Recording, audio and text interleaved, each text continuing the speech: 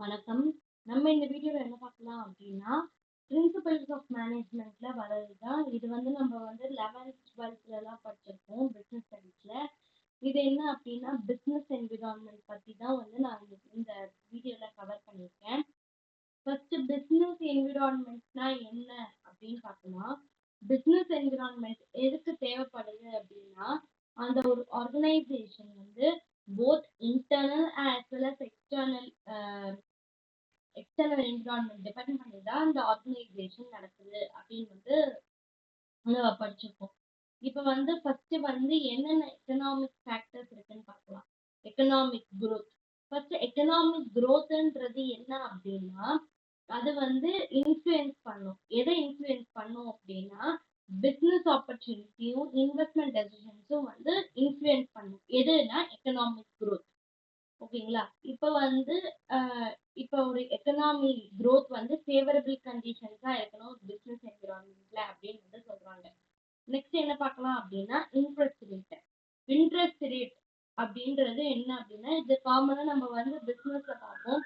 நிறைய பிசினஸ்ல என்ன பண்ணுவாங்க அப்படின்னா, அவங்க கம்மி லோ இன்ட்ரெஸ்ட் ரேட்க்கு அவங்க borrow பண்ணிருப்பாங்க. இது எதுக்காக பண்ணுவாங்கன்னா, எக்கனாமிக் ஆக்டிவிட்டி பண்ணதுக்காக அந்த கம்பெனி பண்ணுவாங்க. அதுதான் இங்க சொல்லியிருக்காங்க.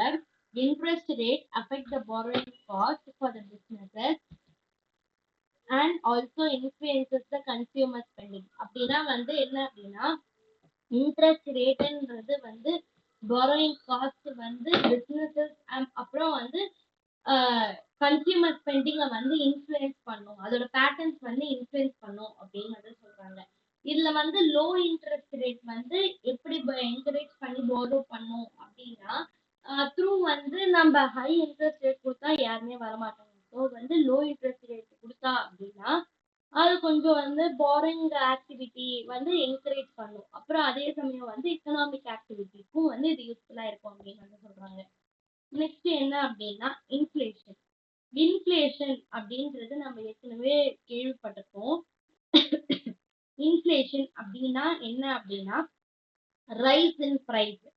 இப்போ பார்த்தோம் அப்படின்னா, இது பர்ச்சேசிங் பவரை கம்மி பண்ணும். ஏன்னா காஸ்ட் ஜாஸ்தியா இருந்தா அது பர்ச்சேசிங் பவர் கம்மி பண்ணும். பர்ச்சேசிங் பவர்ன்றது என்ன அப்படின்னா, அது கன்சியூமர் கையில இருக்கு. இப்ப சப்போஸ் ஒரு ப்ராடக்ட் பர்ச்சேஸ் பண்றாங்க அப்படின்னா, அந்த கன்சியூமர் அது அந்த ப்ராடக்ட் இப்ப அந்த அது ஜாஸ்தியா இருந்தது அப்படின்னா அந்த கன்சியூமர் அந்த ப்ராடக்ட் வாங்க மாட்டாங்க. ஸோ இந்த பிசினஸ் லாஸ் ஆயிடும். ஸோ இன்ஃப்ளேஷன்ன்றது இருக்கலாம், ஆனா ஓரளவுக்கு மேல இருக்கக்கூடாது. அதே மாதிரி அவங்க இன்ஃப்ளேஷன் பண்றாங்கன்னா அதுக்கு ஏத்த மாதிரி அவங்க சேலரி வாங்கணும் அப்படின்னு இந்த இன்ஃப்ளேஷன்ல சொல்றோம். அதுதான் எக்கனாமிக் ஃபேக்டர் அப்படின்றத பார்த்தோம். எக்கனாமிக் ஃபேக்டர்ஸ் என்னென்னா, எக்கனாமிக் growth, அப்புறம் இன்ட்ரெஸ்ட் ரேட், அப்புறம் இன்ஃப்ளேஷன். இது உங்களுக்கு புரிஞ்சிருக்கும்னு நினைக்கிறேன். எக்கனாமிக் growthன்றது என்ன அப்படின்னா, அந்த ஒரு எக்கனாமிக் growth பண்ணதுக்கு எது இன்ஃப்ளூயன்ஸ் பண்ணும் அப்படின்னா, போத் இன்வெஸ்ட்மெண்ட் டெசிஷன்ஸும் as well as business opportunity influence பண்ணும். இப்ப பிரசன்ட் எக்கனாமி எப்படி இருக்கு அப்படின்னா, favourable conditions for businesses to difficulty அப்படின்னு இருக்கு. இப்ப இன்ட்ரெஸ்ட் ரேட். இது இன்ட்ரெஸ்ட் ரேட் பார்த்தோம் அப்படின்னா, இது borrowing காஸ்ட் அஃபெக்ட் பண்ணும். ஏன்னா அவங்க அதாவது ஹையர் இன்ட்ரெஸ்ட் ரேட் வாங்கினாங்க அப்படின்னா அது borrowing காஸ்ட் அஃபெக்ட் பண்ணும் பிசினஸ்ல. இதே அவங்க லோ இன்ட்ரெஸ்ட் ரேட் வாங்கினாங்க அப்படின்னா அது borrowing என்கரேஜ் பண்ணி அதோட எக்கனாமிக் ஆக்டிவிட்டி கொடுக்கும். இதுதான் இன்ட்ரெஸ்ட் ரேட்ன்றது. இப்ப இன்ஃப்ளேஷன்ன்றது என்ன அப்படின்னா, சிம்பிளி நீங்க சொல்லலாம், inflation causes or leads to purchasing power. ஏன்னா அந்த இன்க்ரீஸ் காஸ்ட் ஆனதுனால அந்த பிசினஸ் லாஸ் ஆகும் அப்படின்றத நீங்க சொல்லலாம். இப்ப எப்படி இந்த இன்ஃப்ளேஷனை மேனேஜ் பண்ணலாம் அப்படின்னா, எசென்ஷியல் சஸ்டைனபிள் growth. அதாவது எல்லாருக்கும் எஃபெக்டிவா அந்த ஒர்க்கு ஏற்ற மாதிரி சேலரி கொடுத்தா அந்த காஸ்ட்டும் அப்படியே இந்த வாங்கும் போது இந்த பர்ச்சேசிங் பவர்ன்றது வராது அப்படின்னு சொல்றாங்க. இப்ப நெக்ஸ்ட் நம்ம என்ன பார்க்க போறோம் அப்படின்னா, பொலிட்டிக்கல் அண்ட் லீகல் ஃபேக்டர்ஸ் இருக்கு. என்னென்ன பொலிட்டிக்கல் அண்ட் லீகல் ஃபேக்டர்ஸ் பார்க்கலாம். First government policies. Government policies என்ன பண்ணுவாங்க அப்படின்னா, அவங்க வந்து ஒரு டாக்ஸ் லாஸோ இல்லைன்னா ரெகுலேஷன்ஸோ போட்டுருவாங்க. எதுக்கு அப்படின்னா ஆஹ் அது வந்து சிக்னிஃபிகண்டா இம்பாக்ட் ஆகும். எதுக்கு அப்படின்னா பிசினஸ் ஆபரேஷன் அண்ட் ப்ராஃபிட்டபிலிட்டிக்கு வந்து கவர்மெண்ட் பாலிசி வந்து யூஸ் ஆகும் அப்படின்னு வந்து சொல்றாங்க. அதான் சிக்னிஃபிகண்ட் பிசினஸ் ஆபரேஷன் அப்படின்னு வந்து சொல்றாங்க. அது எதுக்கு யூஸ் ஆகும் அப்படின்னா இப்ப ஒரு ப்ராஃபிட்டபிலிட்டி பண்றாங்களோ இல்லைன்னா வந்து ப்ராஃபிட்டபிலிட்டினா மீன்ஸ் வந்து கிராஸ் ப்ராஃபிட் நெட் ப்ராஃபிட் பண்றாங்கன்னா அதுக்கு வந்து இந்த கவர்மெண்ட் பாலிசி வந்து ரொம்ப யூஸ்ஃபுல்லா இருக்கு அப்படின்னு வந்து சொல்றாங்க. நெக்ஸ்ட் வந்து பொலிட்டிக்கல் ஸ்டெபிலிட்டி. பொலிட்டிக்கல் ஸ்டெபிலிட்டின்றது என்ன அப்படின்னா அது ஒரு குரூஷியல் ரோல் வந்து பிசினஸ்க்கு பிளே ஆகும். எப்படி அப்படின்னா சர்டனிட்டி அண்ட் கான்பிடன்ஸ் மூலியமா தான் வந்து நம்ம அந்த ஆப்ரேட் பண்ண முடியும் அந்த பிசினஸ். இதனால என்ன ஆகும் வந்து அந்த பொலிட்டிக்கல் அந்த டர்மாயில் வந்து அஃபெக்ட் ஆயிடும். பொலிட்டிக்கல் அஃபெக்ட் ஆனாலே வந்து இந்த சர்டனிட்டி அண்ட் எக்கனாமிக் ஆக்டிவிட்டி வந்து டிஸ்ட்ரக்ட் ஆயிடும். அதுதான் வந்து இந்த பொலிட்டிக்கல் இதுல சொல்றாங்க. டர்மாயில் அப்படின்னா என்ன அப்படின்னா அது ஒரு டிஸ்டர்பன்ஸ் ஆயிடும், இல்லைன்னா வந்து ஒரு கன்ஃபியூஷன் லீட் பண்ணிடும். அப்புறம் வந்து அது ஒரு இது அது பேர் என்ன, அத வந்து நம்ம எதிர்பார்க்காத விதமா வந்து இந்த பிசினஸ், அதாவது இந்த பிசினஸ் நடந்துரும் அப்படின்னு வந்து சொல்றாங்க. இதெல்லாம் இருந்தா அப்படின்னா அது வந்து கான்பிடன்ஸ் வந்து நம்ம அச்சீவ் பண்ணிக்கலாம் அப்படின்னு வந்து பொலிட்டிக்கல் ஸ்டெபிலிட்டியில சொல்றாங்க. நெக்ஸ்ட் வந்து என்ன வரும் அப்படின்னா லீகல் ஃப்ரேம்வொர்க். இது வந்து லீகல் ஃப்ரேம்வொர்க் வந்து என்ன அப்படின்னா ஒரு ஸ்ட்ராங் லீகல் ஃப்ரேம்வொர்க் இருந்துச்சுன்னா அது பிசினஸ் வந்து ப்ரொடெக்ட் பண்ணும். எதுல இருந்து அப்படின்னா காம்படிஷன்ல இருந்து, அன்பேர் காம்படிஷன்ல இருந்து வந்து இந்த லீகல் ஃப்ரேம்வொர்க் வந்து ப்ரொடெக்ட் பண்ணும். அது எப்படி ப்ரொவைட் பண்ணி ஆல் பிளேயிங் ஃபீல்ட்ஸ் வந்து எப்படி ஆல் பார்ட்டிசிபென்ட்ஸ் இருக்குது அப்படின்றத லீகல் ஃப்ரேம்வொர்க்ல வரும். இப்போ அதுதான் வந்து பொலிட்டிக்கல் அண்ட் லீகல் ஃபேக்டர்ஸ் பார்த்தோம். இப்போ வந்து டெக்னாலஜிக்கல் ஃபேக்டர்ஸ் வந்து ஃபர்ஸ்ட் என்ன பார்க்க போறோம் அப்படின்னா இன்னோவேஷன். இன்னோவேஷன்ன்றது வந்து என்ன அப்படின்னா இப்போ வந்து பிரசன்ட் பிசினஸ் என்ன பண்றாங்க அப்படின்னா சாட் ஜிபிடி, அப்புறம் நிறைய வந்து ஏஐ, அப்புறம் வந்து ஹோம்ஒர்க் எழுதுறதுக்கு எதுவா இருந்தாலும் வந்து ஹெல்ப் பண்ணும் ஏஐ. அதுதான் வந்து இப்ப ரீசெண்டா வந்து டெக்னாலஜிக்கல் இன்னோவேஷன் அப்படின்னு வந்து சொல்றாங்க. இது வந்து பிசினஸ் எப்படி பண்ணுவாங்க அப்படின்னா இப்ப ஏதாவது புது விதமான ப்ராடக்ட்ஸ் இல்லைன்னா வந்து கஸ்டமர்ஸ்க்கு புதுவிதமான சர்வீஸ், அப்புறம் வந்து இதெல்லாம் வந்தாலே வந்து இந்த இன்னோவேஷன்ன்றது ஒண்ணு வரும். எப்படி இன்னோவேஷன் ஃபார்ம் ஆகுது அப்படின்னா காம்படிஷன்னாலதான் இன்னோவேஷன் ஃபார்ம் ஆகுது அப்படின்னு வந்து சொல்றாங்க. நெக்ஸ்ட் வந்து டிஸ்ரப்ஷன். டிஸ்ரப்ஷன்ன்றது என்ன அப்படின்னா டெக்னாலஜி வந்து டிஸ்ட்ரக்ட் ஆகும். ஏன் அப்படின்னா எக்ஸிஸ்டிங் இண்டஸ்ட்ரி ஏற்கனவே வந்து உருவாக்கின இண்டஸ்ட்ரி வந்து நியூ ஆப்பர்ச்சுனிட்டிஸ் வந்து கிரியேட் பண்ணும். இது வந்ததுனால என்ன ஆகும் அப்படின்னா பிசினஸ் வந்து இந்த சேஞ்சஸ்க்குலாம் வந்து அடாப்ட் ஆகணும். அப்பதான் வந்து அந்த பிசினஸ் வந்து அந்த என்விரான்மெண்ட்ல இருக்க முடியும். அதாவது காம்படிட்டிவா அந்த காம்படிஷன் பிசினஸா இருக்க முடியும். அது எதுவும் பண்ணல, இந்த மாதிரி பிசினஸ் வந்து அடாப்ட் பண்ணல அப்படின்னா வந்து இந்த காம்படிட்டிவ்னஸ் விட்டு அந்த பிசினஸ் வந்து போயிடும். அதாவது அந்த சுத்தி இருக்கிற பிசினஸ் என்விரான்மெண்ட் விட்டு அது போயிடும் அப்படின்னு சொல்றாங்க. நெக்ஸ்ட் என்னன்னா ஆட்டோமேஷன். ஆட்டோமேஷன்ன்றது என்ன அப்படின்னா இப்ப வந்து ஒரு இது எதுக்காக யூஸ் பண்றாங்க அப்படின்னா எஃபிஷியன்சி இன்க்ரீஸ் பண்ணதுக்கும் காஸ்ட்டை வந்து ரெடியூஸ் பண்ணதுக்காகவும் ஆட்டோமேஷன்ன்றது யூஸ் பண்றாங்க. இது பிரசன்டா எப்படி சேஞ்சஸ் வந்து பண்றாங்க அப்படின்னா ஒர்க் ஃபோர்ஸ் மேனேஜ்மெண்ட் மூலியமா வந்து இந்த ஆட்டோமேஷன்ன்றது பண்றாங்க அப்படின்னு வந்து சொல்றோம். இப்ப நெக்ஸ்ட் வந்து சோஷியல் அண்ட் கல்ச்சுரல் ஃபேக்டர்ஸ். இப்ப நம்ம பார்த்த வரைக்கும் என்ன பார்த்துருக்கோம்னா டெக்னாலஜிக்கல் ஃபேக்டர்ஸ் பார்த்தோம், அப்புறம் பொலிட்டிக்கல் அண்ட் லீகல் ஃபேக்டர்ஸ் பார்த்தோம். அதுதான் பார்த்தோம்.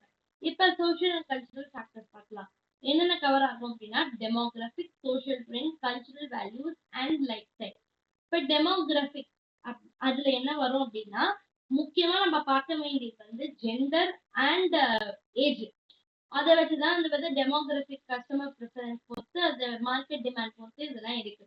இது எதுக்காக கம்பெனில யூஸ் பண்றாங்க அப்படின்னா இப்போ ஒரு ஃபார் எக்ஸாம்பிள் ஒரு கம்பெனி வந்து எக்ஸ் அண்ட் ஒய் கம்பெனி வந்து இந்த மாதிரி நீங்க வந்து டார்கெட் கஸ்டமர்ஸ் இந்த ஏஜ்க்குள்ள எடுத்துட்டு வாங்க அப்படின்னா இந்த டெமோகிராபிக்ஸ் ஏஜ் டிஸ்ட்ரிபியூஷன் மூலமா வந்து இந்த சோஷியல் கல்ச்சரல் ஃபேக்டர்ஸ் வந்து யூஸ்ஃபுல்லா இருக்கும் இந்த கம்பெனிக்கு அப்படின்னு சொல்றாங்க. இது எதுக்காக பண்றாங்க அப்படின்னா இது கிரேட்டர் இம்பாக்ட் பண்ணும். எதுக்காக அப்படின்னா கஸ்டமர் அதாவது கன்சியூமர் ப்ரிஃபரன்ஸ் அண்ட் மார்க்கெட் டிமாண்டுக்கு யூஸ் ஆகும் அப்படின்னு வந்து சொல்றாங்க. Next social trends. சோஷியல் ட்ரெண்ட்ஸ்ன்றது என்ன அப்படின்னா எய்தர் வந்து ஹெல்த் கான்ஷியஸ்னா இருக்கலாம், இல்லைன்னா வந்து சஸ்டைனபிலிட்டியா இருக்கலாம். இதெல்லாம் கொண்டு வந்தாலே வந்து அந்த கன்சியூமர் பிஹேவியர் ப்ராடக்ட் டெவலப்மெண்ட்டும் இன்ஃப்ளூயன்ஸ் ஆகும் த்ரூ சோஷியல் ட்ரெண்ட்ஸ் அப்படின்னு சொல்றாங்க. இப்ப சோஷியல் ட்ரெண்ட்ஸ்லாம் ஒண்ணும் இல்லை. இப்ப வந்து ஏதாவது வந்து ஒரு நியூஸோ இல்லைன்னா வந்து ஏதாவது ஒரு போஸ்ட் இன்ஸ்டாகிராம்ல போட்டாங்க அப்படின்னா நம்ம வந்து எப்படி எந்த அளவுக்கு வந்து அந்த சோஷியல் இதுக்கு ட்ரெண்ட் ஆகுறோம்ன்றது தான் வந்து இந்த சோஷியல் ட்ரெண்ட்ல வரும். Next cultural values. Cultural values and norms வந்து எப்படி கன்சியூமர் ப்ரிஃபரன்ஸை ஷேப் பண்ணும் அப்படின்னு வந்து த்ரூ எதை வச்சு சொல்றாங்க அப்படின்னா கல்ச்சுரல் வேல்யூஸ் அண்ட் நார்ம்ஸ் அப்படி அதை வச்சுதான் வந்து இந்த மார்க்கெட்டிங் ஸ்ட்ராட்டஜிஸ் மேக் பண்றாங்க. Next life style. இப்ப வந்து ஒவ்வொரு கன்சியூமருக்கும் வந்து ஸ்பெண்டிங் பேட்டர்ன்ஸ் அப்படின்றது கொஞ்சம் வேற வேற மாதிரி இருக்கும். ஸோ அவங்க ஏற்ற மாதிரி லைஃப் ஸ்டைல் சாய்ஸஸ் எப்படி பண்ணுவாங்க அப்படின்னா இதர் வந்து லீஷர் ஆக்டிவிட்டிஸ்க்கு விடலாம், இல்லைன்னா வந்து என்டர்டைன்மெண்ட்டுக்கு விடலாம். அதெல்லாம் வந்து இம்பாக்ட் பண்ணும். எதை இம்பாக்ட் பண்ணும் அப்படின்னா கன்சியூமர் ஸ்பெண்டிங் பேட்டர்ன்ஸ் வந்து இம்பாக்ட் பண்ணும். அதனால அந்த பிசினஸ் வந்து நிறைய ஆப்பர்ச்சுனிட்டிஸ் வரும் அப்படின்னு வந்து லைஃப் ஸ்டைல்ல சொல்றாங்க. இதுதான் வந்து சோஷியல் அண்ட் கல்ச்சுரல் ஃபேக்டர்ஸ்ல கவர் பண்ணியிருக்கோம். நெக்ஸ்ட் என்னன்னா காம்படிட்டிவ் லேண்ட்ஸ்கேப். இதுல வந்து direct competitors, indirect competitors and new entrants. New என்ட்ரன்ஸ்னா நியூ அதாவது மார்க்கெட்டுக்கு புதுசா வந்தவங்க, அதுதான் நியூ என்ட்ரன்ஸ் அப்படின்னு சொல்றாங்க. இதுல வந்து டைரக்ட் காம்படிட்டர்ஸ் என்ன பண்ணுவாங்க அப்படின்னா பிசினஸ் வந்து ஆஃபர் பண்ணும். எப்படின்னா சிமிலர் ப்ராடக்ட்ஸ் அண்ட் சர்வீசஸ் வந்து த்ரூ டைரக்ட் காம்படிட்டர்ஸ் ஆஃபர் பண்ணுவாங்க. நெக்ஸ்ட் வந்து இன்டைரக்ட் காம்படிட்டர்ஸ். இன்டைரக்ட் காம்படிட்டர்ஸ் வந்து என்ன வரும் அப்படின்னா பிசினஸ் வந்து ஆஃபர் பண்ணுவாங்க. எப்படி அப்படின்னா ஆல்டர்னேட்டிவ் சொல்யூஷன் வந்து நீட் அந்த சொல்யூஷனுக்கு வந்து ஏற்ற மாதிரி இருக்கா அப்படின்னு வந்து இந்த இன்டைரக்ட் காம்படிட்டர்ஸ் வந்து இந்த காம்படிட்டிவ் லேண்ட்ஸ்கேப்ல வந்து பிசினஸ்க்கு ஹெல்ப் பண்ணுவாங்க, ஆஃபர் பண்ணுவாங்க. நெக்ஸ்ட் அதே மாதிரி நியூ என்ட்ரன்ஸ். நான் சொன்ன மாதிரி அதாவது நியூ பிளேயர்ஸ் மார்க்கெட்ல என்ட்ரி ஆகுறாங்க அப்படின்னா அவங்களோட இன்னோவேட்டிவ் ஆஃபரிங் பார்த்து தான் வந்து அந்த நியூ பிளேயர்ஸ் வந்து என்டர் ஆகுவாங்க மார்க்கெட்ல அப்படின்னு சொல்றாங்க. இது வந்து காம்படிட்டிவ் லேண்ட்ஸ்கேப். சும்மா ஃபார் எக்ஸாம்பிள் சொல்றேன். இது இப்போ பார்த்தோம்னா யுவர் கம்பெனி, அதாவது நம்ம கம்பெனி, அப்புறம் இது காம்படிட்டர்ஸ். இதுல பார்த்தோம் அப்படின்னா லீடர்ஸ்ன்றது இங்க அதாவது காம்படிட்டர்ஸ் நிறைய இருக்காங்க. அதே மாதிரி ஹை பர்ஃபார்மன்ஸும் வந்து 1-2 பிளேஸ்ல இருக்காங்க. நைட் மார்க்கெட்டிங் ஒண்ணு இருக்கு. நைட் மார்க்கெட்டிங்கிறது என்ன அப்படின்னா இப்ப ஃபார் எக்ஸாம்பிள் வந்து இப்போ ஒரு ப்ராடக்ட் வந்து நம்ம சேல் பண்றோம் அப்படின்னா எது மூலியமா வந்து ஹை டார்கெட் பண்ணுவாங்க அப்படின்னா த்ரூ அட்வர்டைஸ்மெண்ட் மூலியமா தான் வந்து பண்ணுவாங்க, அட்வர்டைஸ் பண்ணுவாங்க.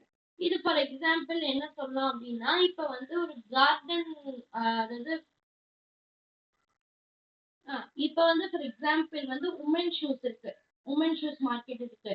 அதுல என்ன பண்ணுவாங்க அப்படின்னா அந்த உமனுக்கு என்னென்ன மாதிரி ஷூஸ் தேவை. இப்போ ஃபார் எக்ஸாம்பிள் அவங்களுக்கு கேஷுவல் ஷூஸ், இல்லைன்னா ஃப்ரெண்ட்லி ஷூஸ், இல்லைன்னா வந்து ஆர்த்தோபெடிக் அதாவது ஆர்த்தோ ஷூஸ், அந்த மாதிரி லிங்கிங் பூட்ஸ் இந்த மாதிரி வேணுமா அப்படின்னு வந்து த்ரூ நைட் மார்க்கெட்டிங் தான் வரும். இது வந்து சப்செட் ஆஃப் மார்க்கெட் தான். எதுக்காக யூஸ் பண்ணுவாங்கன்னா ஸ்பெசிபிக் ப்ராடக்ட்டை ஃபோக்கஸ் பண்ணதுக்காக இந்த நைட் மார்க்கெட் யூஸ் பண்ணுவாங்க அப்படின்னு வந்து சொல்றாங்க. இதுதான் வந்து நைட். அப்புறம் கான்டென்ட் அப்படின்னா என்ன அப்படின்னா இப்ப வந்து ஒரு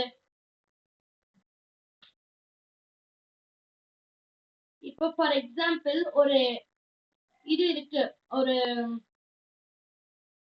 எப்படி சொல்றது, இப்போ ஒரு கம்பெனி இருக்கு அப்படின்னா அதுல எப்படி அவங்க வந்து கான்டென்ட்டா இருக்காங்க அப்படின்னு வந்து இந்த காம்படிட்டிவ் லேண்ட்ஸ்கேப்ல பார்ப்பாங்க. அதுதான் வந்து காம்படிட்டிவ் லேண்ட்ஸ்கேப்ல கவர் ஆகும். இப்ப வந்து மார்க்கெட் ஷேர் எவ்வளவு இருக்கு, அதோட சாட்டிஸ்பாக்சன் எப்படி இருக்குன்னு வந்து டெஸ்ட் பண்ணுவாங்க காம்படிட்டிவ் லேண்ட்ஸ்கேப்ல. அதுதான் வந்து இதுல பாக்குறோம். நெக்ஸ்ட் என்ன பார்க்க போறோம் அப்படின்னா ரெகுலேட்டரி என்விரான்மெண்ட். இப்ப ரெகுலேட்டரி என்விரான்மெண்ட்ல என்னென்ன வரும் அப்படின்னா complaints, risk management, lobbying and financial ரிப்போர்ட்டிங்கிறது வரும். கம்ப்ளைண்ட்ஸ்ல என்ன வரும் அப்படின்னா அவங்க வேரியஸ் ரூல்ஸ் ரெகுலேஷன்ஸ் அதெல்லாம் பண்ணுவாங்க. எப்படி எல்லாம் பண்ணுவாங்க அப்படின்னா த்ரூ என்விரான்மெண்டல் ப்ரொடெக்ஷன் பண்ணுவாங்க, அப்புறம் கன்சியூமர் சேஃப்டி பண்ணுவாங்க, அப்புறம் லேபர் லாஸ் மூலமா வந்து கம்ப்ளைண்ட்ஸ் பண்ணுவாங்க. அதுதான் வந்து இந்த இதுல வரும். அப்புறம் ரிஸ்க் மேனேஜ்மெண்ட் எப்படி பண்ணுவாங்க அப்படின்னா முன்னாடியே இந்த பிசினஸ்ல வந்து ரிஸ்க் வந்து ஐடென்டிஃபை பண்ணி மேனேஜ் பண்ணிடுவாங்க.